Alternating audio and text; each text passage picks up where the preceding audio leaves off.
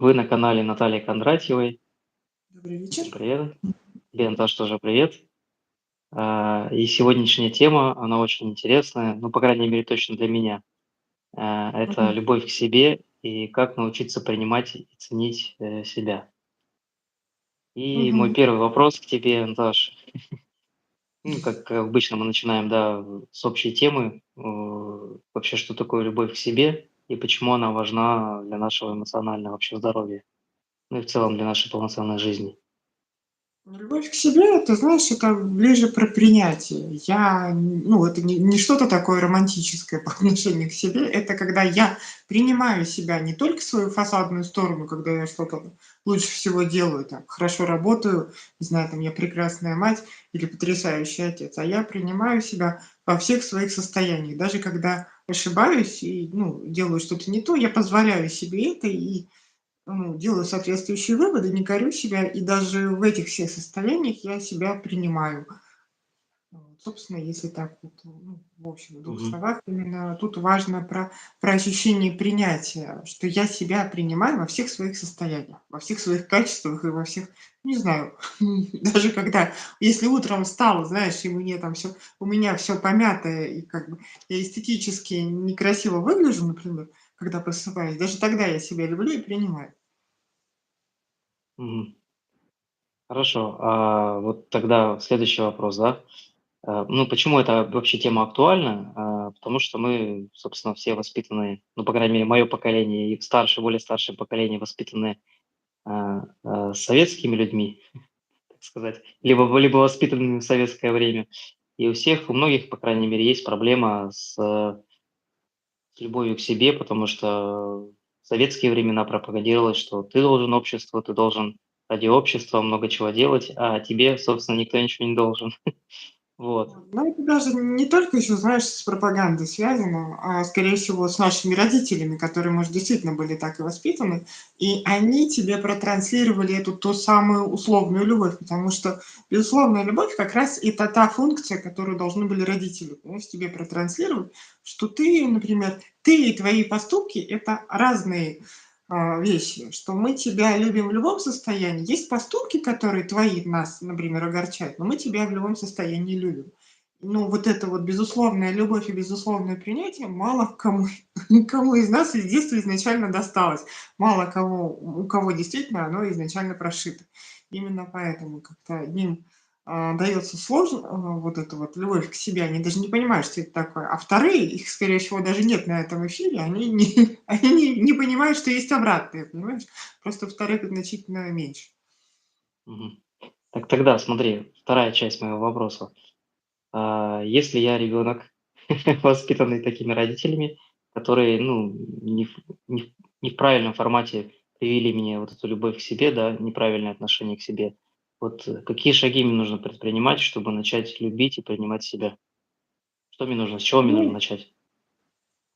первым давай я тебе просто, ну, дам таких, знаешь, несколько простых базовых советов, а потом мы с тобой проведем небольшую такую практику. Можем либо в Мгм. конце, либо прямо сразу, ну, собственно, как ты, как тебе будет удобно. Давай. Так вот, из базовых таких советов иногда проще, очень, очень простой такой совет, чтобы, если ты совсем не знаешь, как к этому поступиться, я думаю, что у тебя есть ребенок, которого ты любишь, или жена, которую ты любишь, ну или вообще родственники, которых ты любишь. Так вот, попробуй сделать ровно то же самое, что ты делаешь для ребенка, или там для жены, или для там, ближайших родственников, которых ты любишь. Попробуй сделать ровно все то же самое для себя. Это Это будет во-первых. очень Ну, это сложно, как-то на самом деле, вот для вот человека, видишь, который, сложно. Сложно, но ну, то есть можно для вот как человека, бы. который никогда, например, себе не давал поблажек, да, там, ну, грубо говоря, не очень-то любил себя, да, там, ему сложно сделать вот эти как раз первые шаги. Ну, это да, ну хотя бы, понимаешь, хотя бы иногда становится понятнее, потому что, как ни странно, да, нам других людей, что-то делать для других людей гораздо проще, для любимых людей гораздо проще. Это первое. Второе, конечно, надо бороться вот с этим самым внутренним критиком, который разговаривает с нами, как правило, голосами наших родителей. Вот с этим оценочным суждением, что я себя здесь люблю, а здесь не люблю. И вот с этим, ну, с потрясающим, с постоянным внутренним критикой себя. Вот с ней надо, конечно, бороться. И когда ты ну, как-то продвигаешься в этом вопросе, становится легче, когда получается заткнуть этого внутреннего критика в прямом смысле слова. То есть нужно себя подлавливать, да, на этих мыслях? Или что нужно делать? Мгм. Да, прямо как ты знаешь, ну, есть такая практика, про беседу с внутренним критиком. Надо как-то посмотреть ему в лицо и побеседовать. Мы сейчас, наверное, об этом не будем. Ну, может, если или если останется время, мы можем, немножко это затронуть. Но, по сути, тебе надо посмотреть на него, познакомиться с ним и для чего он тебе нужен.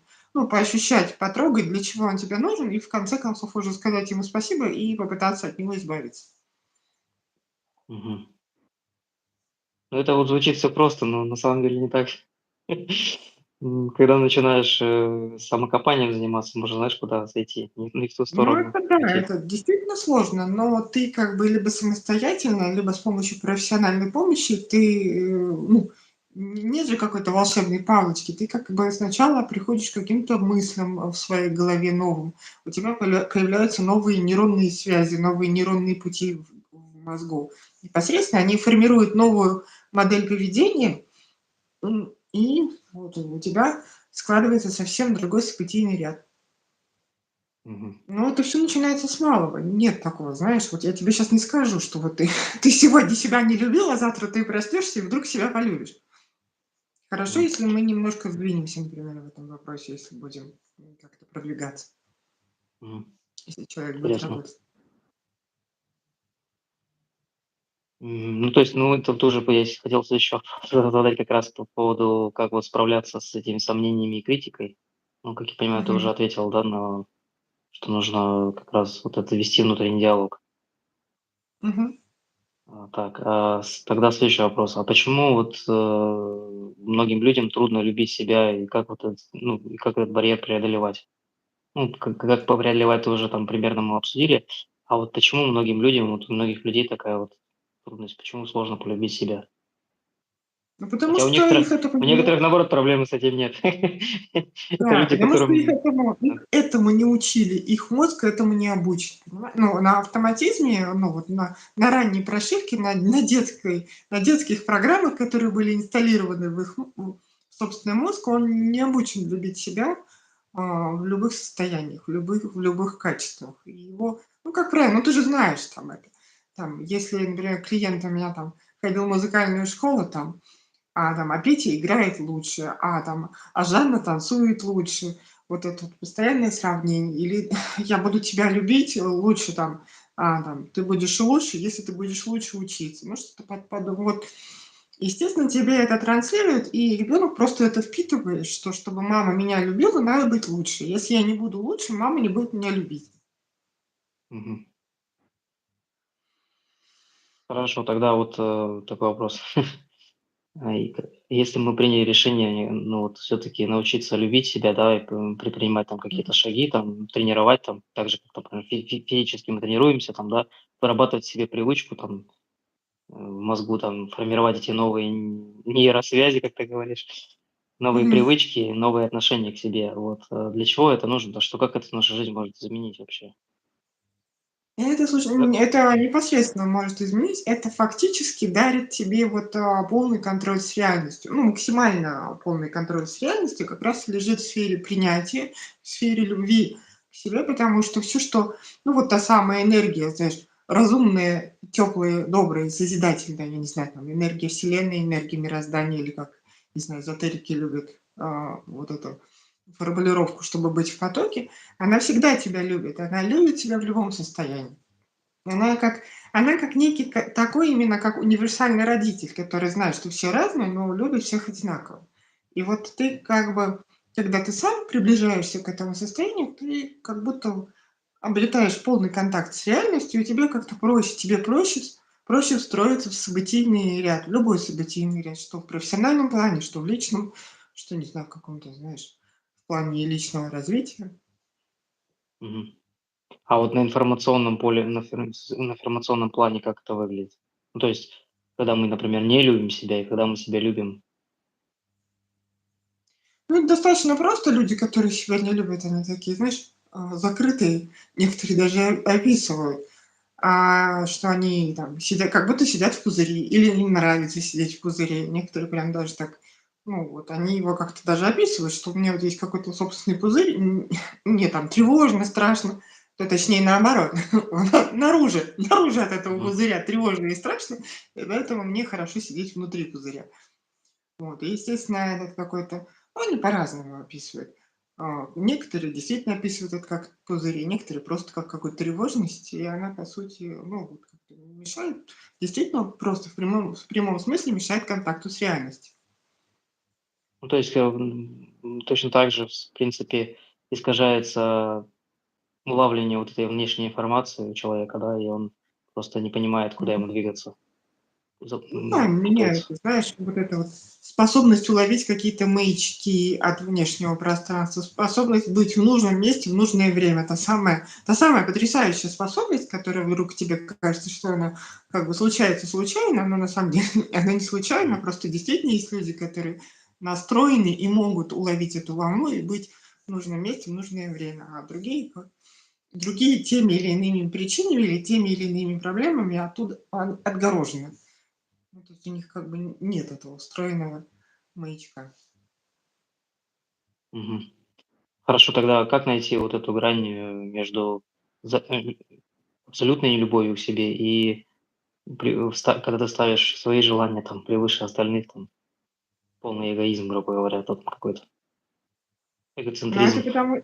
да, это же как бы между моими потребностями, это про мои потребности, как про мои личные границы, про мой ресурс. Я Мгм. заявляю про себя, как со мной можно, как со мной нельзя, какие у меня есть границы.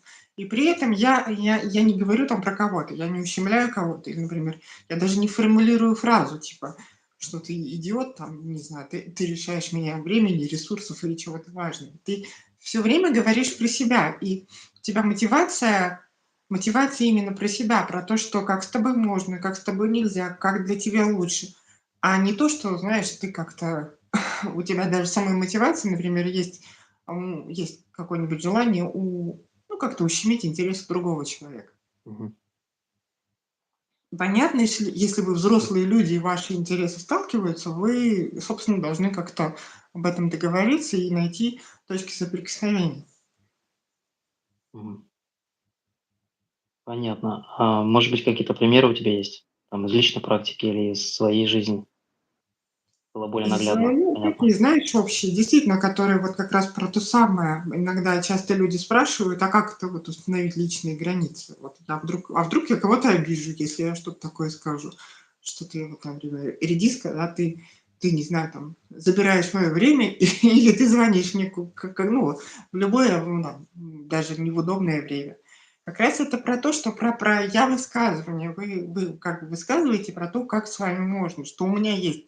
Вы говорите про собственные границы. У меня есть время, когда мне звонить можно, и время, когда мне звонить Мгм. нельзя. Или, например, если хотите вы прийти ко мне в гости, то будьте добры, пожалуйста, предупредите меня о том, что вы собираетесь ко мне в гости. Я как бы вам всегда рад, но желательно об этом сказать заранее.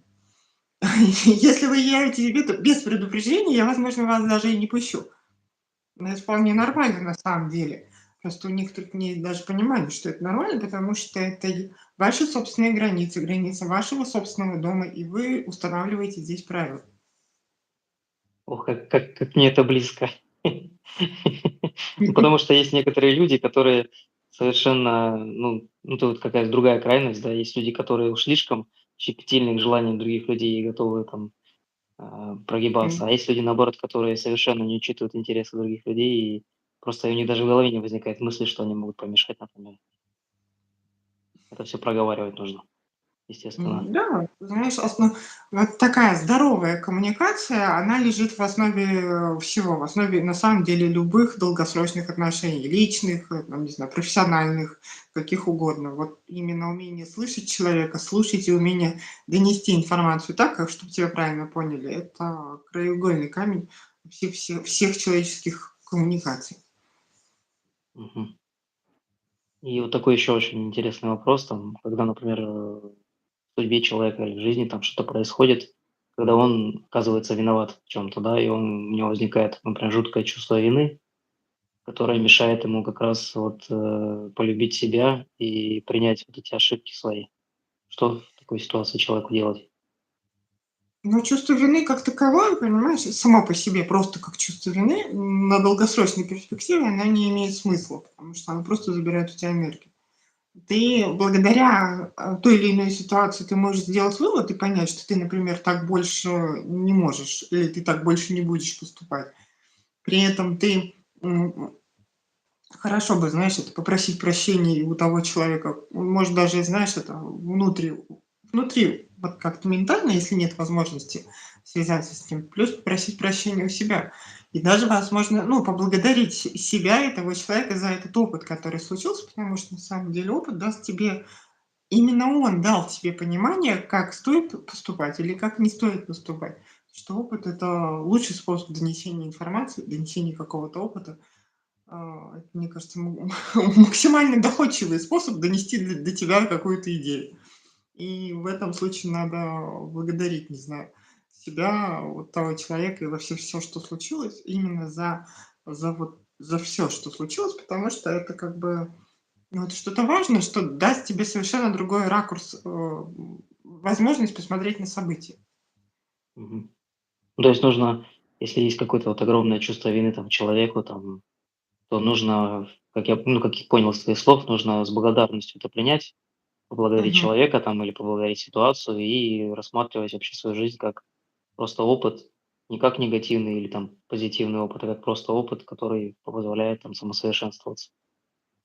Ну да, плюс еще, знаешь, если мы говорим о каком-то необъяснимом чувстве вины, ну, мы можем говорить, Мгм. да, ты как бы ты не знаешь, откуда. Вот ты смотришь на человека и чувствуешь, что ты ему должен почку еще вчера.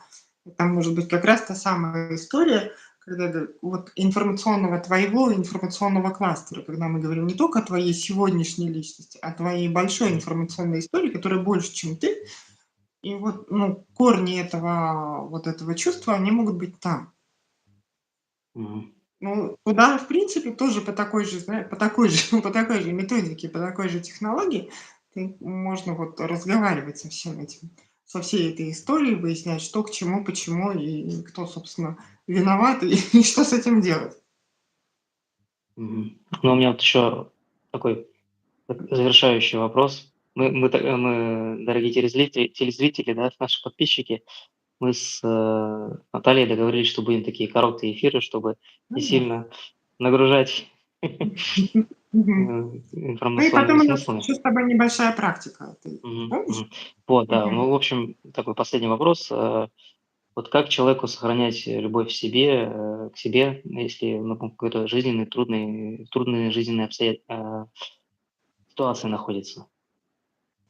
Ну, то есть Ну, вообще, трудно, ты если еще потрясающе умеешь. дополнить еще хотел. Вот вообще, ну, вот чтобы это понимать, вообще вот любовь к себе, она какая-то накопительная или нет? То есть она как-то в информационном поле накапливается или нет? Я думаю, что она такая, знаешь, сначала по шажочкам немножко, а потом ты как бы Мгм. приходишь к какому-то новому состоянию, и у тебя есть уже как бы понимание и есть, основания там, ну, ты чувствуешь, что ты можешь это задержать. Мгм. Вот, то есть это тебе просто надо в какой-то момент пройти этот путь, чтобы открыть эту способность, эту возможность, это состояние для себя. Мгм. Понял. Так, у меня тут какой-то ремонт начинается. Ладно, ничего А. страшного. Так, ну давай тогда перейдем, я думаю, что к практике, потому что, в принципе, так вопросы быстро пробежались по всем вопросам. Тем более тему мы уже затрагивали, эту с чувством вины. Можем практику какую-нибудь провести Давай на мне. небольшую проведем практику. Давай, Мгм. начнем. Давай. Там расслабляйся, закрывай глазки, дыши глубоко. Вот, сделай 3 глубоких вдоха. Глубоко, глубоко. Чувствуй, как будто ты стоишь в таком приятном месте. Не знаю, какое у тебя есть, какое тебе нравится. Вот. Я надеюсь, нам не помешает шум. Верни своему телу способность чувствовать и ощущать то, что с ним происходит. Мгм. И вот попробуй поощущать, насколько ты себя любишь, насколько ты себя принимаешь и любишь себя в любых состояниях, в любых качествах, в любых проявлениях. Ну, такое чувство, что прям, ну, люблю, принимаю. И совсем все принимаю, и плохое, и хорошее. Молодец. Ну, слушай, ну ты прям молодец. Как же мы с тобой дальше продолжим? Вот, я прям рада. Интересно. Интересно. Но на самом деле раньше у меня было, наоборот, такое состояние, что в детстве там я мог там себя не принимать, там даже свое тело, например. Вот, мне кажется, часто такая распространенная проблема, там, особенно у женщин, что вот не Мгм. принимаешь, там, например, свое тело, там не можешь на себя смотреть. Ну хорошо, Ну, давай мы мгм. посмотрим. А может, ты, ну, прям всего целиком себя приним, ну, хотя бы найдем. Давай Да, да, чего-нибудь найдем, с чем, да. собственно, можно дальше поработать. А есть Давай что-то, сейчас. что ты себя не принимаешь?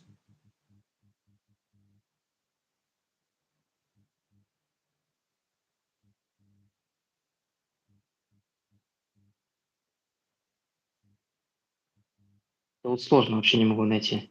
Хотя, вот знаешь, вот говорят же, что если ты в людях что-то не принимаешь, то ты, наверное, и себе это тоже не принимаешь. То есть, например, вот мне очень сложно там принять предательство человека там, или принять, ну, когда за спиной, например, что-то говорят там. Или вот мне это очень сложно, ну, то есть какая-то вот подстава там или подлость, или как это назвать, сложно вот это принять. И, наверное, в Мгм, себе тоже, в себе это тоже у меня есть такое, наверное, так кажется. мгм. То есть это а у нас тут, видишь, какой-то вопрос. Да. Вопрос появился. Владимир пишет, Владимир Таскаев пишет: "Любовь к себе - это вообще некий инсайт, только вот ретроградно понимаешь, что вот ее не было, и вот она есть. Ребенок изначально любит ли себя?" Такой вопрос Хороший вопрос. философский. Да, философский вопрос.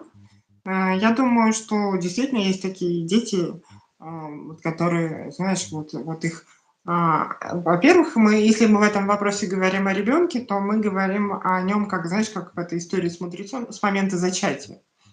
Ну, женщина, которая пришла к мудрецу, когда родила ребенка, говорит: "Я хочу воспитать хорошего человека". Он говорит: "Ты опоздал, надо было прийти там на 9 месяцев раньше". Вот. И мы поэтому говорим, что в этом случае мы говорим, чтобы вот ребенок развивался в какой-то такой внутренней среде, где ощущал бы, что его там, не знаю, мама, папа любят, и что они действительно его ждут. И это действительно уже научный факт. У нас есть масса книг, которые написаны академическими психологами, которые говорят, что с ребенком внутриутробно можно разговаривать, и он действительно вас слышит, потому что многие вот эти травмы тревожности, они многие могут быть связаны именно с внутриутробным периодом развития. Вот, так что если ребеночек, знаешь, очень, очень так развивался в комфортных для себя условиях, плюс он родился, не знаю, все его вокруг любят, и потом мама на него смотрит вот именно этим, не знаю, взглядом безусловной любви, и она безусловно его принимает, она не говорит ему, что ты, не знаю, когда он подрастает, что он как бы вообще там, не знаю, маленький, толстенький или, или там Маша, посмотри, у Маши какой бантик, то вполне возможно, я даже знаю таких, я даже знаю таких, я физически знаю таких людей, более того, что папа мне, мой родной собственный отец, именно такой ребенок, потому что мама, бабушка и все женщины, которые его окружали, и отец, они его очень любили. Вот, и он ну, вот потрясающий человек, который ну, себя любит, и у него нет никаких вопросов. Вообще у него в принципе нет вопросов, любит он себя или не любит он себя. Мгм.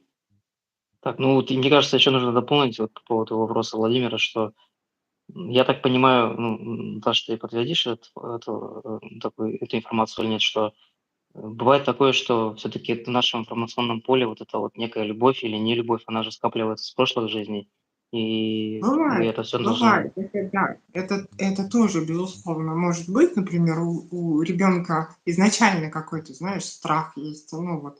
Ну, как правило, понимаешь, то, как она работает, как правило, такие дети приходят, в определенные семьи, они как будто вот эти твои внутренние программы, да, которые не очень, ну, она должна быть проявлена этими родителями. Ты должен быть запрограммирован ровно так, как ты должен быть запрограммирован.